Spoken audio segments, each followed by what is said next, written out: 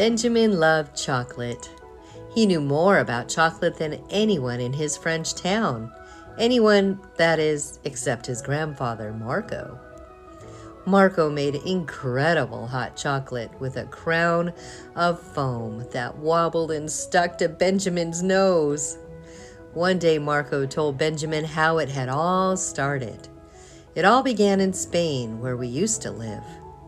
An explorer who visited the faraway lands of America taught me an Aztec recipe. I started selling hot chocolate to rich travelers at the port. They called me the Chocolate King. But one day, Marco said sadly, we had to leave our home in Spain. It was one of those times when instability changed many people's lives. We left in a hurry and packed as much as possible. Your mother wanted clothes, but I insisted that the chocolate beans were our family's treasure. And we took as many as we can carry.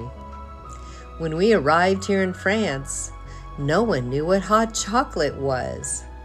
Your father was miserable. He said people don't like trying new things and they wouldn't want our chocolate. But I wanted us to be the first to show them how wonderful it tastes. Marco's only skill was making chocolate. What if the people in France won't want to give the chocolate a chance? Do you like chocolate? What is your favorite kind? Let's find out what happens next.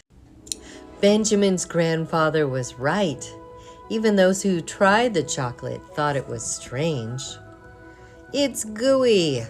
Not for me. It's sticky mud.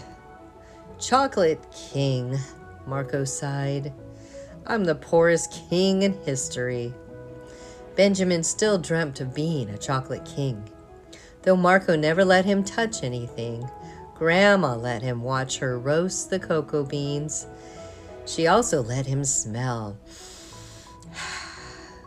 But one morning, Benjamin stumbled, and the thick chocolate from the pot emptied all over him. Embarrassed, he rushed out onto the cobbled street, straight into the path of a golden carriage. What is that creature caked in mud? Demanded an angry passenger. Mud? Protested Benjamin. It's chocolate. My grandpa is the Chocolate King. Really? I thought I was the only king here. Your Majesty, stammered Benjamin. I'm so sorry. I had no idea. A pink-faced man stepped out of the carriage. It was the King of France. He inspected Benjamin from head to toe. Would you have liked to meet the King of France? Covered from head to toe with brown goo? Let's see what happens next. The smell of chocolate drifted to the king's nostrils. He smiled. I must confess, something smells rather appealing. Let me taste this chocolate. Benjamin hurriedly had Marco prepare a cup of hot chocolate topped with a crown of wobbling foam. They both rushed back to the royal carriage, covered in cocoa dust, and gingerly presented the cup to the king. The king took a sip, then another, then gulped the rest down. And 4 cups later, he pulled out a large silk handkerchief and wiped his mouth clean. Then he let out an enormous burp. This chocolate is divine, he said. I'll have 10 flasks, please, and I'll pay you handsomely. Benjamin danced around the kitchen while his mother lifted his father into the air. Benjamin, your chocolate catastrophe has worked a miracle, Marco told his grandson. Now we'll be famous throughout France. Sure enough, soon there were lines of customers eager to try the new drink.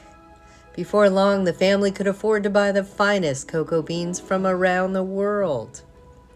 They even started buying spices so they could add new flavors to their chocolate. And Marco taught Benjamin his secret recipe. Benjamin's dream had finally come true. Every day as he helped to make the thick, dark drink with a crown of wobbly foam, Benjamin would proudly declare, "Now, I am a chocolate king too."